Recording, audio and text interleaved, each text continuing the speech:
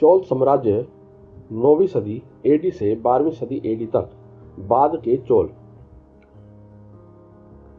चोल का युग 1070 एडी से 1289 एडी तक रहा।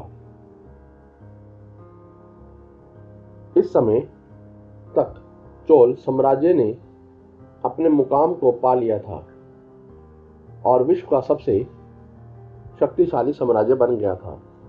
चोलाओं ने दक्षिण पूर्वी एशियन देशों पर कब्जा कर लिया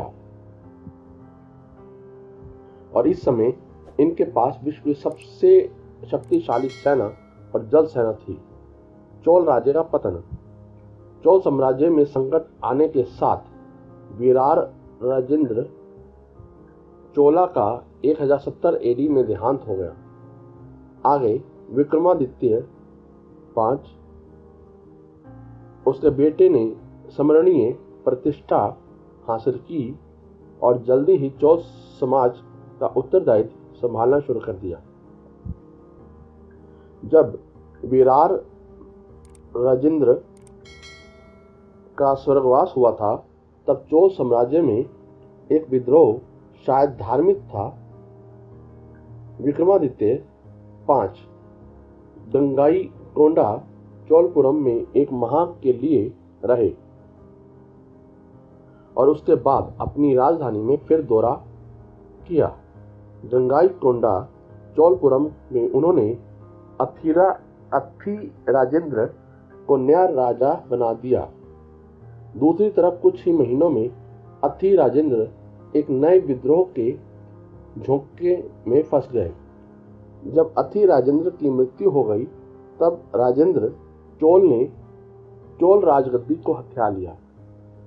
यह चोल राजाओं के आरंभ की एक नई लकीर थी जिसके बाद के चोलाओं के तौर पर जाना गया। कुलोत्तुंगा चोल 1070 से 1120 एडी। राजेंद्र चोल की पुत्री अम्मानगा देवी का विवाह पूर्वी चालुक्यों के वेंगी राजा नरेंद्र के साथ हुआ। इस एकीकरण की संतान थी राजेंद्र चोल जो कि बाद में कोलुथुंगा बना। कोलुथुंगा चोल से ने कलिंग में 2 सैनिक कार्यवाही की।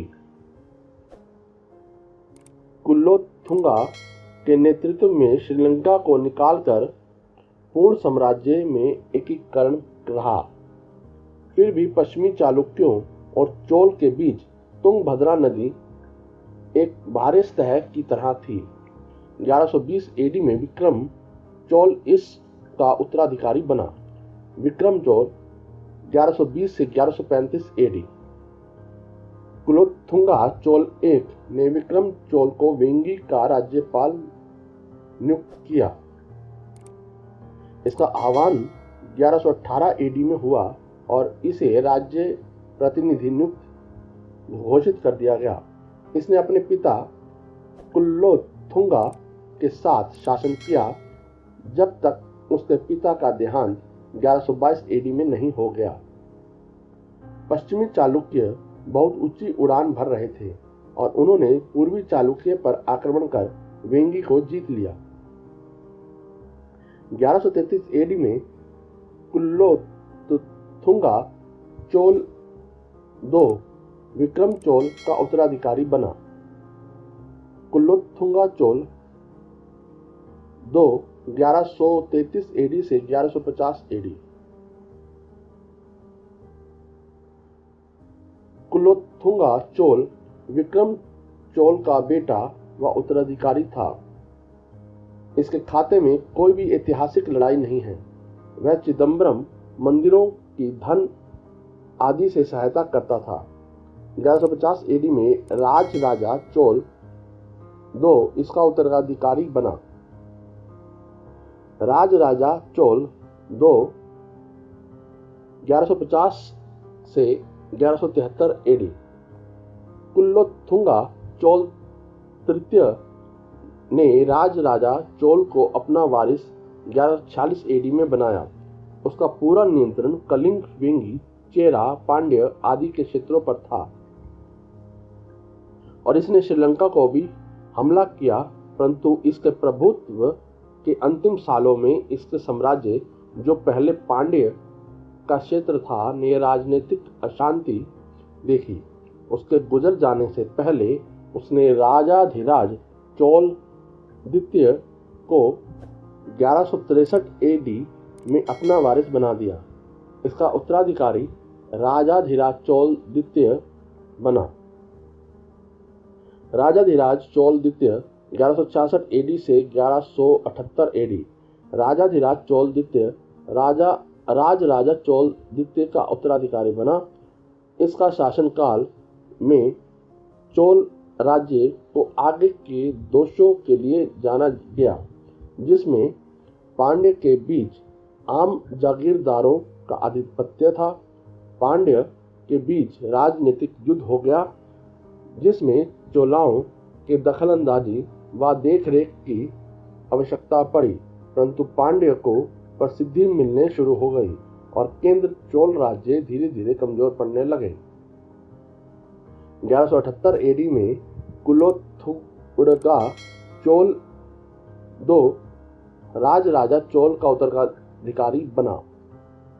कुलोथुंगा चोल तृतीय 1178 से 1218 एडी। कुलोथुंगा चोल तृतीय वेनाद के चेराओं, मदुरै में पांड्य, श्रीलंका के सिंहला राजाओं और मैसूर के होयसलाओं को बंदी बनाने में सक्षम हुआ।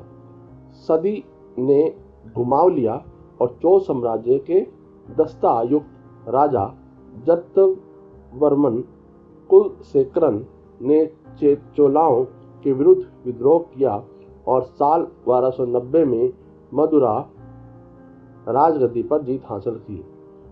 चोलाओं ने उस पर आक्रमण किया और मदुरै को हथिया लिया। जतवर्मन कुलशेखरन ने अपनी पत्नी व बेटे के साथ चोल राजा कुलोथुंगा के सामने हथियार डाल दिए। उसके आत्मसमर्पण के बाद वह अपनी राजधानी दोबारा गया, परंतु इसके दौरान मदुरै में पहले पांड्य का राज्याभिषेक भवन नष्ट हो गया और इसमें वह तमाम दस्तावेज भी नष्ट हो गए जिनमें पांड्य की पहले की कुछ जानकारी थी। इस हमले का बदला लेने के लिए कुलशेखरन के छोटे भाई मारवर्मन सुंदरा पांड्य, जो 1216 एडी में शासन में आया, ने चोल राज्य पर आक्रमण कर दिया। सुंदरा पांड्य के राजाओं ने चोल राजाओं के थंजौर और उरैयूर के शहरों पर कब्जा कर लिया और चोल राजाओं को देश से निकाल दिया। उसकी सेना ने चिदम्बरम तक की पद यात्रा की और उसकी विजय की याद में चिदम्बरम मंदिर में तुलाभारम किया और उसके वजन के बराबर धन का दान दिया।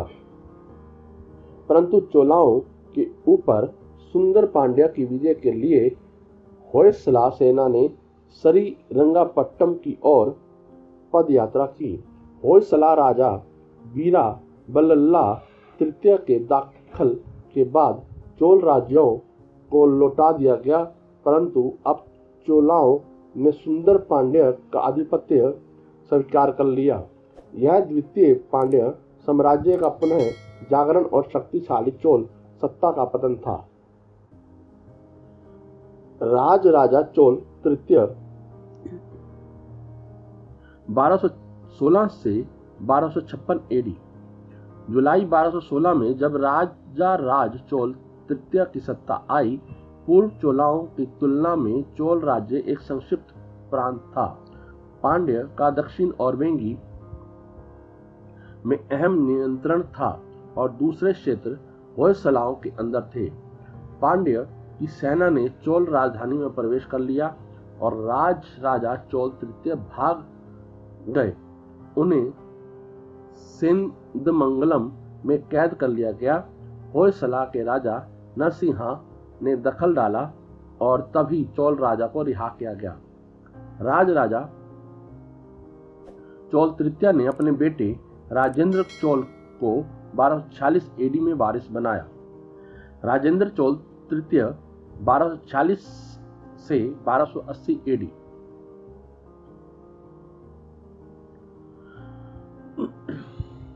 राजेंद्र चोल की प्रभुता 1240 एडी में आई।